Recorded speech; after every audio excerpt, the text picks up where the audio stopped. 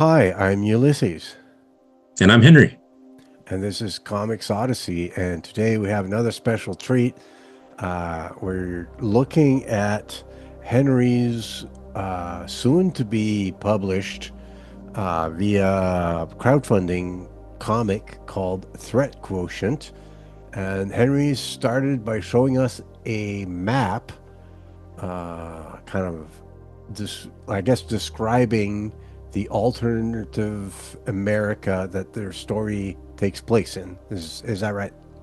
That is correct. So it's an alternative reality that's much like ours, but DC has different place names for cities, and Marvel has some different place name for countries. Well, I've got some of both, and this Nice. map is not completely exhaustive. It's not completely filled out. You can see blank areas here. And eventually I'll get that all filled in. But I wanted to start with this as at least a reference, so that when I mention, or when my characters mention some of the places, uh, that the readers who want to will have context to put it in. Yeah, well, actually, can you stay on the map just a second? Like, straight away, for me, this is fun because I love looking at fictional maps. Um, I already see New Shroud, which to me that stimulates my imagination, right? It's just a cool Nice. it's just a cool name for a place. It's like it's moody and evokes something, right? I see Dieppe Bosun. Is that like the Dieppe, like the French Dieppe, like the Yeah. launching? Yeah. So what I did was, um, I thought about and I thought about like the different ethnicities and nationalities that settled in different areas of our United States. Hmm. And so I looked for place name. Well, I looked up, meanings of words to assign place names to them according to which nationality, you know, settled there. And I changed a Right. few things around, but you can see some Scandinavian up there in Minnesota, Hmm. and more English British names in the Northeast, and other places like Kentucky, and then French settled all over. So I have different French names, and down in Yeah. Florida, of course, in Florida and California, you got more Spanish names, and it was a lot of fun to do it. Did you find that you learned more about your country as you were doing that, or were you pulling on already? Because I know you know history pretty well. Yeah, I do. I'm a history nerd, and so a lot of this, um, yeah, it was based on what I already knew. So I knew, for instance, that, um, like in Louisiana, I knew I wanted to look up some French names for those. If you look down there, and forgive me because uh, I don't know exactly how to pronounce French words the right way, but les merchants, uh, Yeah, yeah, the the marchand. merchants. Yeah. So I figured, this is because in our world it's New Orleans, which is on a major port where the ocean meets the river, a Uh-huh. major river. So I figured, it's a trade port. It's a major trade nexus, and so that's what inspired me to choose that name for it as an Yeah, example. I see in the southwestern souterrain, which means subterranean, which makes me wonder, oh, is there going to be a cool like cave story or something? Like, So that's me planning. That's me planning years ahead, because I do yeah, have well, some story ideas for that. yeah, that's what's fun with these maps. You don't get you don't get you get like little hints of stories, which is just I find that exciting. I just like that. Yeah, I've and yeah, out of however many people read this, maybe one or none of them will look at the map, but it was still fun to do, and it helps me keep things in context, to keep things straight as I'm telling the story. People read the map. It's where the juice is. Yeah. This city here, well, yeah, I won't. There's there's stuff that I would like to do, and if I have a chance to do, I'll do it. But I have plans for a lot of these different cities if I ever get to that point. And then, of course, the city where, or the country, because this story is going to zero in on this first one in the series. This is the first graphic novel in a series I have planned. And of course, I'd like to do spin-offs and stuff and have characters go solo. For now, it's a what do you entourage? No, Ensemble? ensemble. Thank you. It's an ensemble superhero epic. Right. But This is eventually, a I'd like to. big French show this today. Yeah. That's your main Uh, guy. this is Ramjet. Yeah, he's one of the three primary heroes that I'm focusing on in this first book in the series, and he's got his he was one of the youngest P-47 pilots in World War II. Oh, I should mention that because um, I know some people have an objection to the multiverse and stuff, but I come right out in the front and establish my multiverse. So there's a cosmic quake and different dimensional portals are opening all over the place, and people are falling through into the reality that I built here. And Do you some people who come through are normal, and some happen to be, superheroes. do you close those portals once, like you're like in the process of telling your story, or do you Yeah, they keep them open and open close, kind of like an earthquake. You know how crevices open and then they get slammed shut again sometimes during an earthquake. as Um, you need to like bring in story elements, or yeah, well, I'm not going to keep reusing it that much. It's a way, and to be honest, I'm not sure if I should share this, but um, I wanted. I'm not just a history nerd, but I'm also a generational theory nerd, and this is the first story I've written where I wanted to.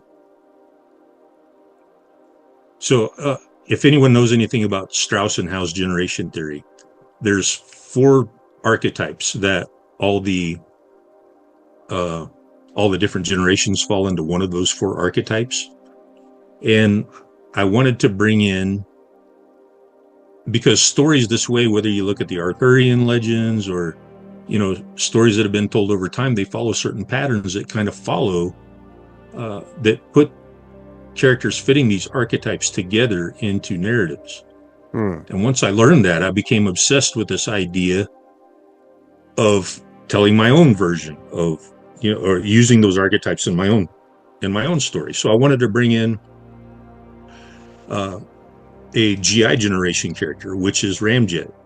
I wanted to bring in some Boomer characters, which is Mindbender and Chi Master. And I wanted a Generation X character, which you're looking at right here. This is the Juggernaut. But I wanted them all, and of course I've got Millennials and Homelanders as well. But I wanted them to all be young, so they could all react in their prime, and Right, right. Like so put him on even footing. right, yeah. So I figured, well, how do I do that? Well, it's why not a dimensional storm that opens portals where some of these people can pop through. And I That's don't cool. plan to go ahead, sorry. Sorry to interrupt, but like I was reading the Scott McCloud Making Comics book, Uh-huh. and he talks about like writing a little bit, and he's saying if you can reduce your characters to archetypes, people will tend to resonate with them more. And he says like it doesn't have to be like the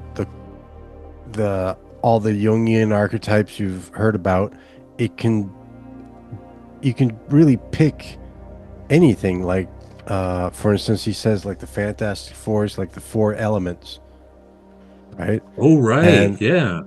yeah, and I was thinking about that, and now like I'm more on the artist side, so I think about visually, and then I jump in, and I find it tough to get like kind of a handle of on a character, I have like this more of an intuitive idea inside of me that like I know what the character is going to be like maybe some like someone I know or something.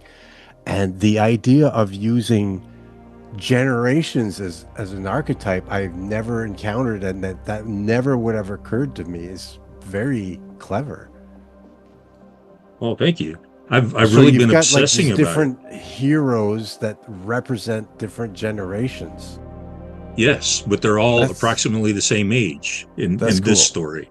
Yeah, makes sense. Yeah, and I don't plan on using the multiverse to, bring people back from the dead or, do any of the cheating stuff that's been done Yeah. uh over and over to the point. But for instance, Chi Master, it turns out later in the story, he's going to find out that he and his sister, his twin sister Mindbender, are genetically enhanced.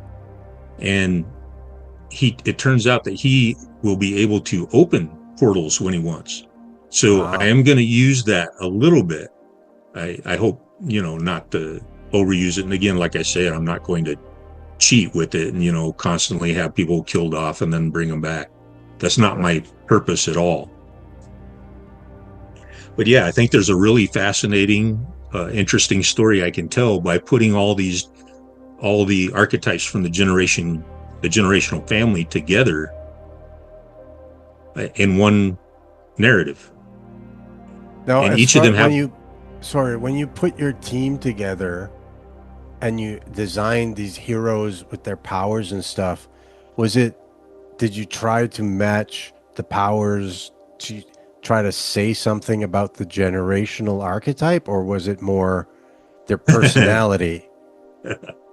well, it's a little bit of both actually. So, for instance, if you take Ramjet, who's the GI generation character, um, it's part personality. Like so, two of the distinctive personality traits that hero archetype has of the GI generations and the millennials, believe it or not, is that they're very confident and they're very optimistic. And so Hmm. he's got that. And also, they're builders.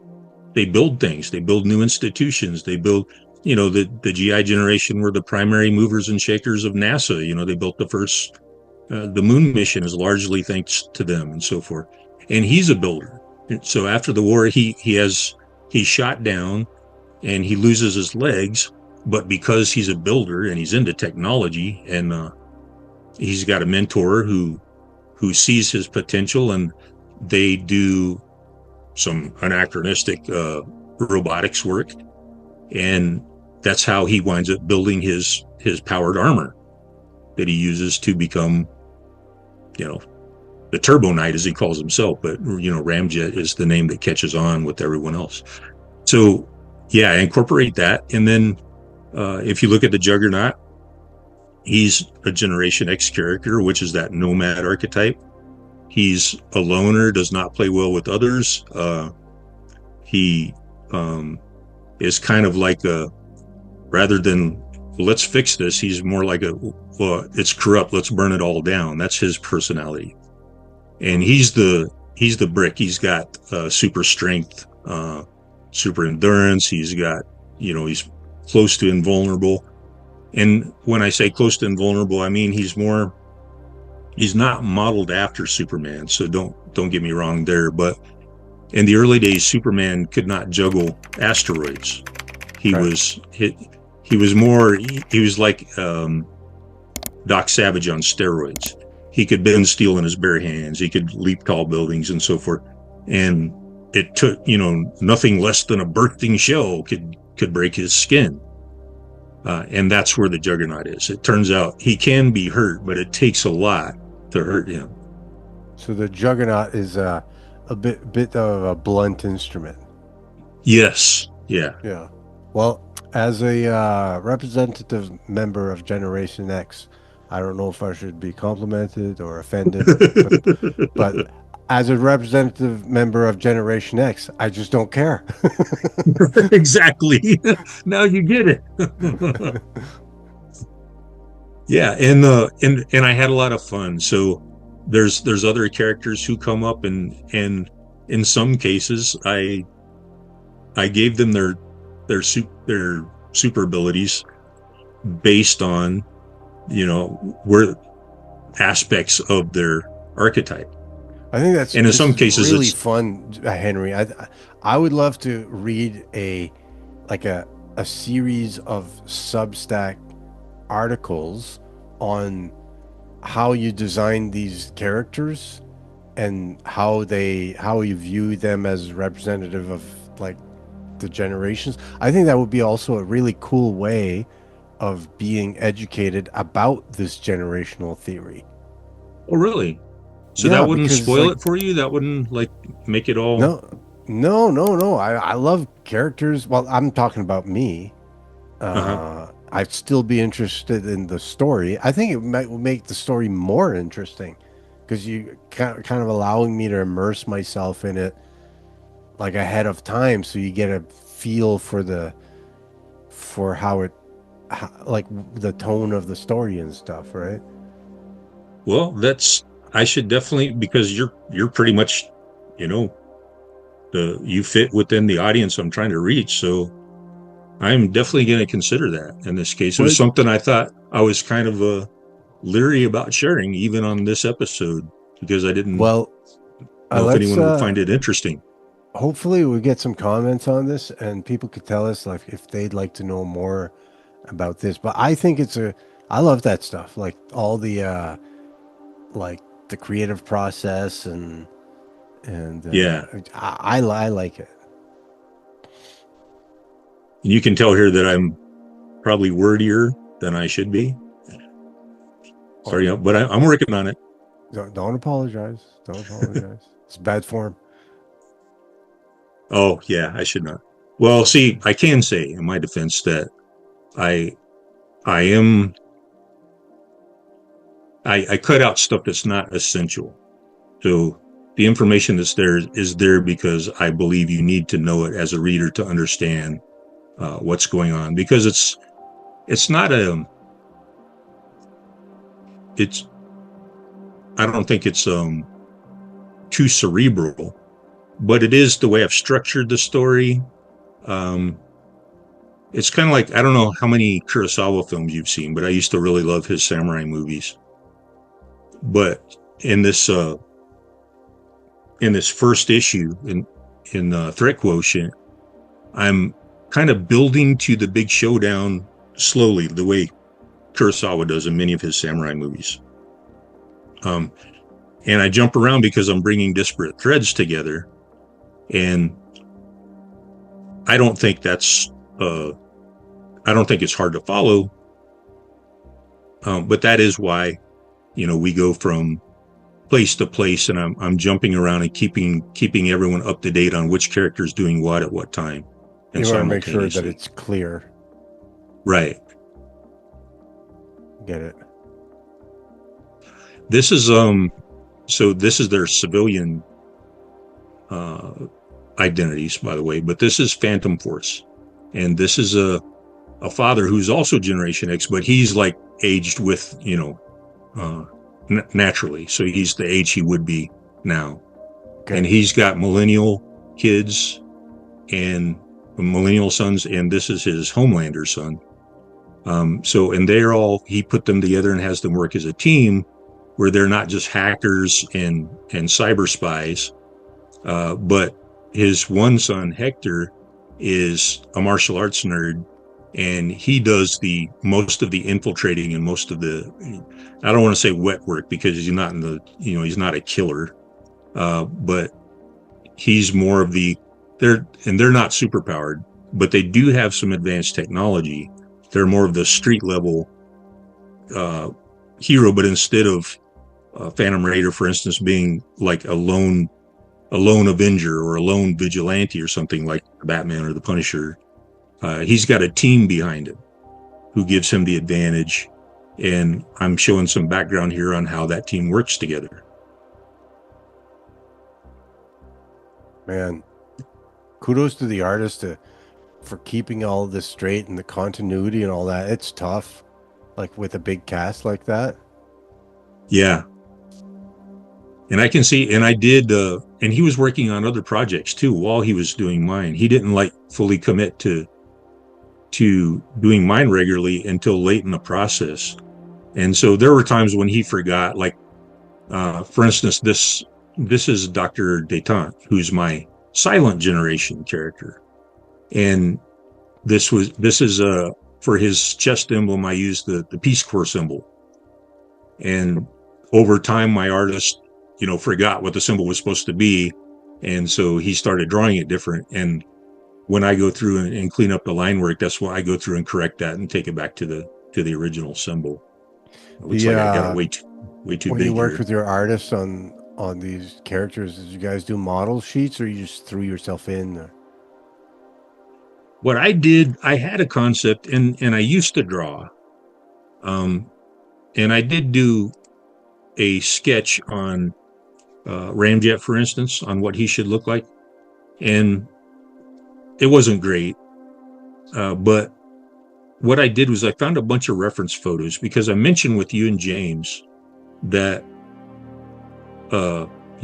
Superman wore tights because, strong men and acrobats and, very agile people back when he was, first hit the scene. Kids saw them at circuses. So they were used to circus strongmen and circus acrobats wearing tights and capes. Mm-hmm. And as I thought about this, I thought about not reinventing the wheel, but, I wanted to be a little more practical in how I had some of them dress. Although you just saw Dr. Detente's got like a traditional superhero costume with the cape and everything, but he's really the only one. But so I thought, what should I lean on rather than circus tights? What would be more practical to wear for people who are, engaged in physical combat and stuff? And of course, so I went military, which is my background. And another part of my background was, playing football. And whether it's football pads and uniforms and helmets, or whether it's military tactical gear, both of them are designed for active people who are involved in some kind of combat. And so, and also in the case of Ramjet, I wanted there to be like a medieval armor type of influence on him, because that's another thing about the character. When he was a kid, he was really into aviation and really into chivalry. And he had, like a lot of us do when we're young, he had very goofy ideas about very, how should I say it, very idealistic ideas. And he said he wanted to be known as the Turbo Knight, because that was his ideal of what a man should be. And so I assembled a bunch of reference photos of football players, of medieval armor and stuff like this. And I submitted that to the artist, and who's Luke Stone, by the way. And I explained kind of what I was going for with the look. And he took that information and came up with this original armor that, you saw earlier. Let's see, here he is. Let's go to this one because we'll see him a little bit. And by the way, he made this kind of contemporary armor. And then when we went to the flashback, he created a Golden Age battle harness for him that looked a little more crude, like something that could have come from the Golden Age. And then I told him, I said, well, maybe we should change this now so that you're not drawing too much, because I'm planning on giving him a different suit of armor at the end of this story. And he wound up keeping both versions that he had done and building a third for the end of the book. So you're going to see him in 3 different armor configurations before the story's over. Nice. This here is the shield actually detaches from his chest, and he can hold it like a knight would hold an actual shield. Nice. I don't know. I'm sold. Cool. Well, thank you for letting me talk about it. I think it's. What do you think? I think it's going to be a fun story for people. Like I said, brand new cast. Some of these characters have been.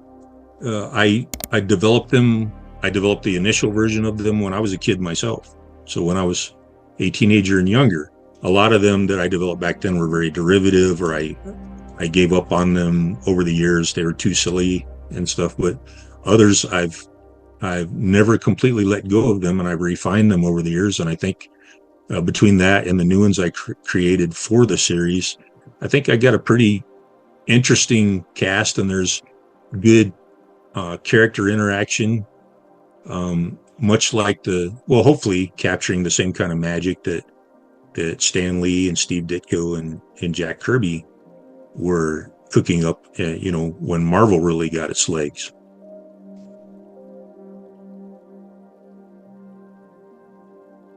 Fun concept.